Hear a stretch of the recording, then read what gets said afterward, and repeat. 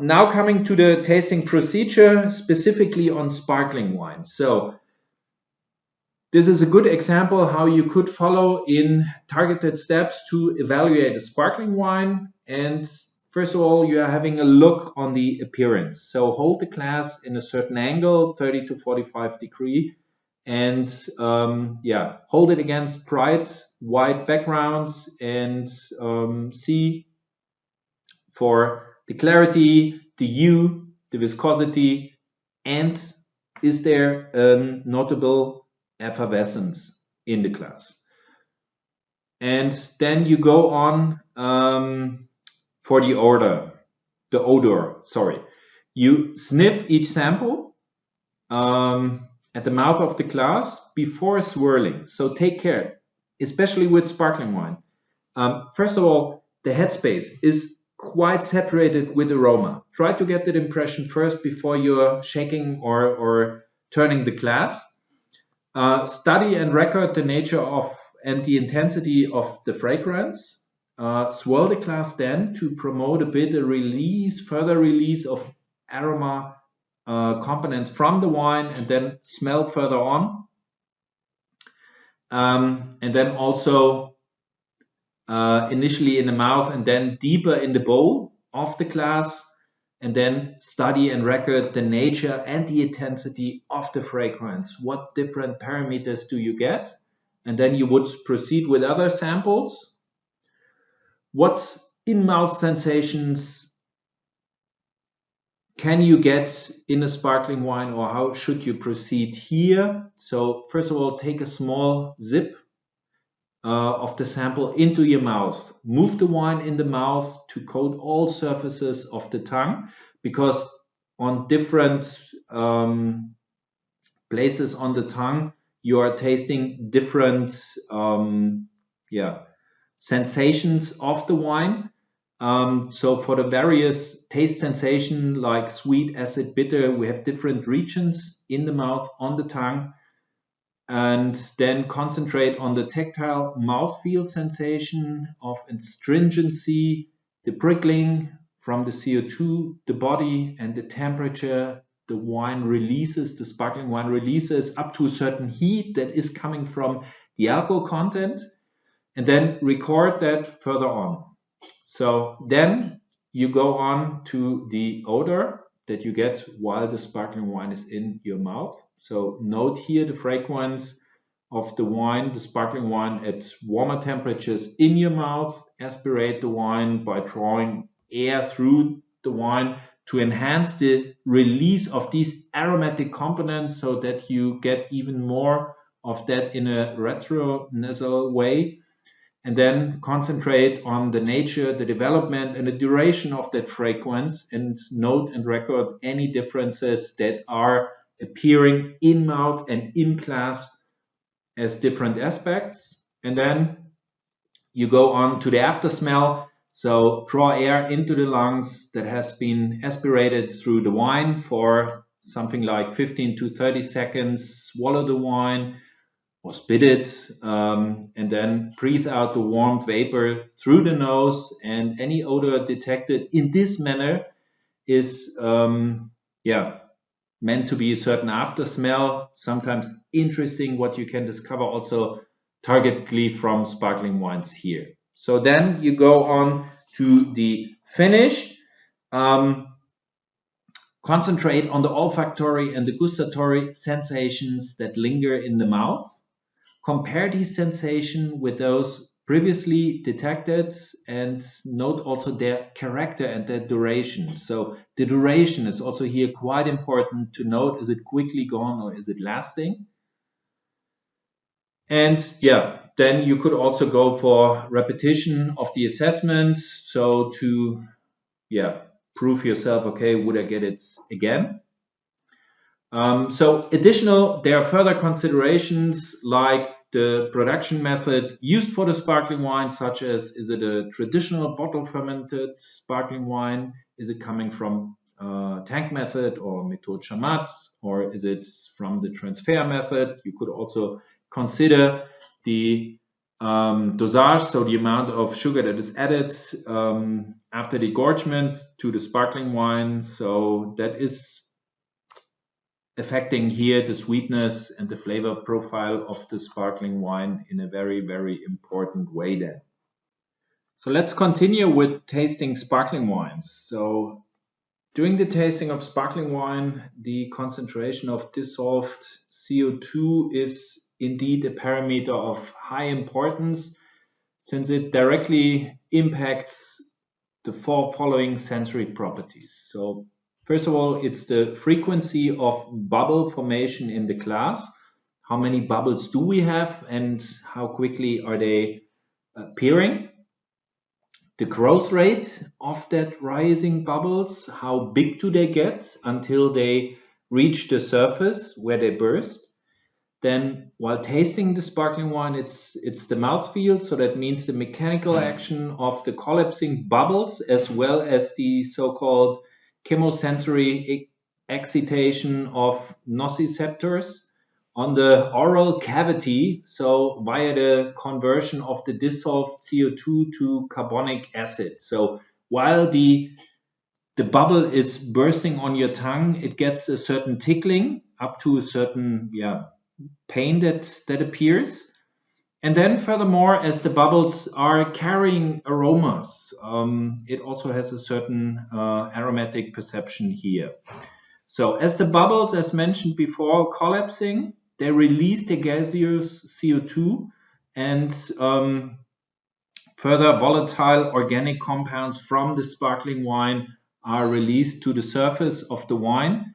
Furthermore, we have a foaming whose characteristic can also have a great importance in the sensory evaluation. Okay, so on this a bit more to be mentioned. While talking about CO2 in sparkling wine, a further number that is important, we are talking here about the values of 10 to 12 gram per liter for a sparkling wine like a cava or like a champagne or a sect. Nevertheless, that value is going down after degorgement. The cork that you have to seal the bottle is not sealing the bottle to 100%. So several publications show, and I think you all have experienced that so far, while you're storing a sparkling wine too long on the cork, you lose a certain content of CO2 here as well. And the foam that we are discussing here, please don't confuse it with the foam that we, especially in Germany, want to have on a beer. So while talking about sparkling wine foam, it's not like you want to have a certain constant height of the foam, a certain, existing foam shouldn't be the main target for sparkling wine. Here it's more that you have a little bit of foam on top in the glass. Sorry. So, but let's focus here first on the bubbles. In sparkling wine, attributes such as bubble size, the association in chains, so like you have a string of pearls going up the glass, the duration, are considered as important quality features. There are several factors that can affect those bubbles in sparkling wine. So on the one hand side, it's the production method. So this has an impact on the size, the quantity, and the persistence of the bubbles in the wine. It is usually said that traditional bottle fermentation with a more intense interaction between the components derived from the yeast due to autolysis while the yeast is falling apart into its different parts and releasing some components like manoproteins. They are in charge of a bit more softer mouthfeel and softer, smaller bubbles in terms of sparkling wine. The aging is also quite important. Wines aging, sparkling wines aging for a longer period of time on the lees develop smaller, more delicate bubbles compared to younger ones. And then it's the temperature at which the wine is stored and served. It can also impact significantly the bubbles. At warmer temperature, the bubbles are usually a bit more lively or active, whereas at colder temperature there is more CO2 staying in solution, so the bubbles are not that present. Furthermore, it's the glassware. So the glass itself plays also here a major role. So the shape and the size of the glass can impact the bubbles that you see, but also that you perceive. A narrow so-called flute can help to concentrate the bubbles, while a wider bowl that we commonly have for red wines or more full-bodied wines can allow more aromas and flavors to be present in the headspace here. Then it's the pressure or the CO2 content, because the pressure in sparkling wine is coming from the CO2 content. So the pressure at which the sparkling wine is bottled or can have an impact on the size and the quantity of the bubbles. And the grape varieties, so different varieties can produce wines with varying levels of effervescence. Chardonnay, Pinot Noir are commonly said to produce smaller, finer bubbles, while as wines made from muscat varieties can produce larger, fruthier bubbles. On the other hand, usually a Chardonnay, Pinot Noir, like typically in Champagne, spends usually more time on the lees in the bottle, whereas a typical muscat sparkling wine is usually coming from Méthode Chamat, or think about a nasty, which is fermented in the tank, just stored for a very short time on the lees there, and then brought to the market. They are usually a bit more pronounced or more coined by harsher bubbles. Whether the sound of bursting bubbles has a significant effect on the perceived quality of sparkling wine, it has yet to be assessed. But the sound opening a bottle of sparkling wine, for me personally, is always, I would say, something really nice to hear. Okay, just some descriptors on the foam. So while looking at the foam, you could look first of all at the foam height immediately after serving, and also, is it persisting for a longer time? Is it directly gone? Then, more interesting, look at the surface. So look in the glass from the top. So do you have a certain bubble area covering the surface of the glass? So is it the total area, or is it just a partial area, or is there just nothing going on? But that relates also on the glass itself. And then, especially in Champagne, they try to focus a bit more on the so-called crown. So there is a bubble ring formed, usually in the middle of the glass, and that you have a little bit of foam here. Then the bubble size. What is the size of the bubble while it reaches the surface? Also really interesting to look at. Then the effervescence speed. So how quickly the bubbles tend to rise up. Is it quickly? Is it slow? And then in general, the global impression. So what is for you personally the foam quality? But here, don't confuse it with the ideas of foam that we have for other beverages like beer in Germany, or in general milk foam for a proper cappuccino. I would say the idea of a sparkling wine is not mainly focused on a foam being consistent and especially very high. Okay. The effervescence process for sparkling wine is the result of fine interplay between the dissolved CO2 molecules as tiny air pockets trapped within microscopic particles during the pouring process. And some both glass and liquid properties. So the glass is also playing here a role. When the pressure is released, it forces the CO2 to go out of solution. So that's the physics behind. So that's why we actually see the bubbles while we put it into the glass, because there is more pressure initially in the bottle And while release it, the CO2 that was first of all dissolved under that high pressure in the bottle is dissolved. So classes usually have, specifically for sparkling wine classes, usually have a so-called nucleation point. So we see on the left-hand side here a controlled class, and there are not very much bubbles going on, whereas in the middle, a class which is called edged is showing that typical string of pearls that is rising up. And while you're looking carefully at it, you see it's starting small and they're getting bigger and bigger until the surface. And that goes back to the so-called nucleation point. So glassware without applied nucleation point will have at least a little bit nucleation sites, like natural fibers, dust, etc. But while you have a properly rinsed glass, you have minimum of those pearls rising up. So it is stated that etched glassware can produce a more vigorous bubble evolution. Thereby, it might also furthermore irritate you. Nevertheless, we see many bubbles rising. The majority of the CO2 is released just by diffusion, what we can't see by our eyes, so just two small berries.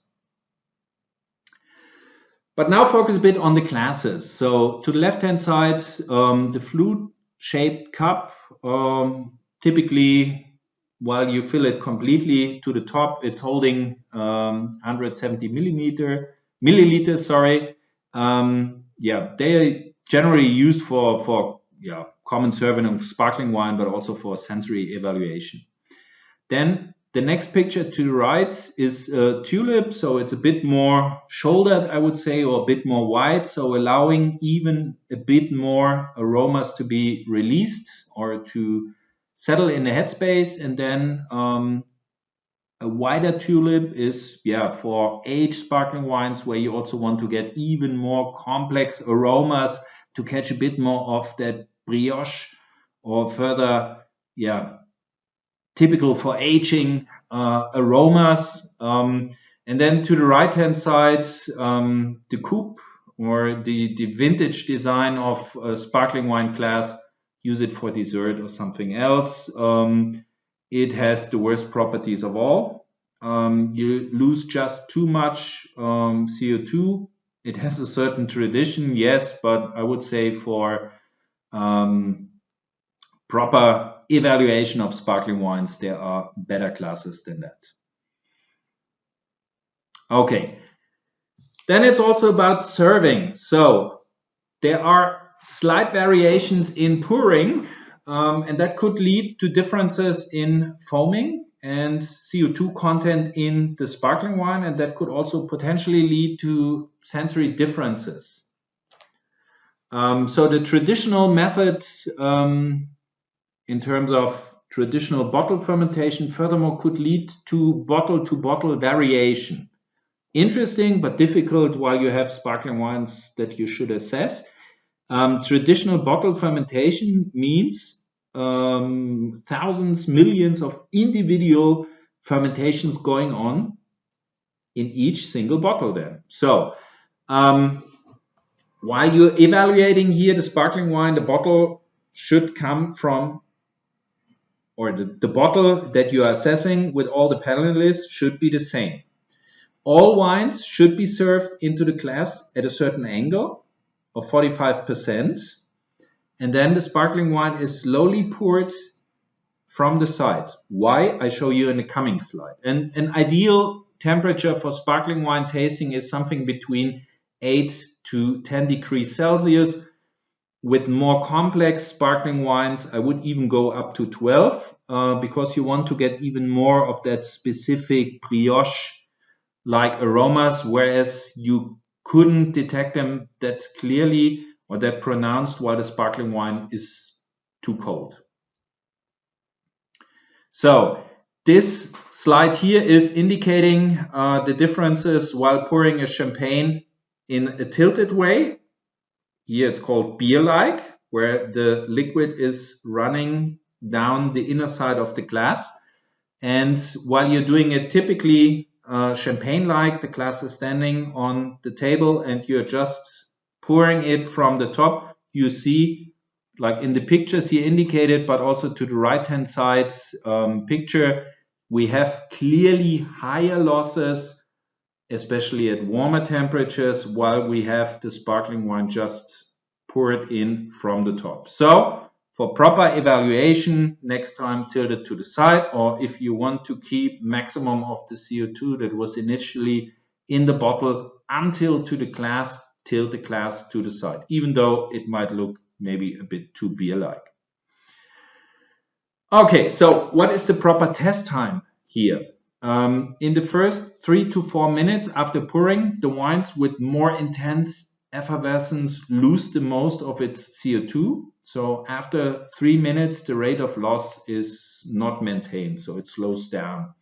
It is stated that etched glassware, so with that crystallization point, can produce more vigorous bubble evolution. Additionally, the CO2 may dissipate over time, leading to different evaluations of sparkling wine, because the panel is evaluating maybe it at different time intervals.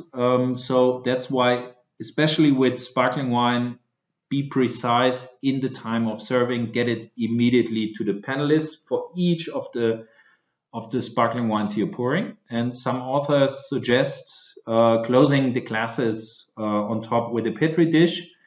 And then after 5 minutes, you have a certain CO2 equilibrium between the headspace and the sparkling wine then coming up.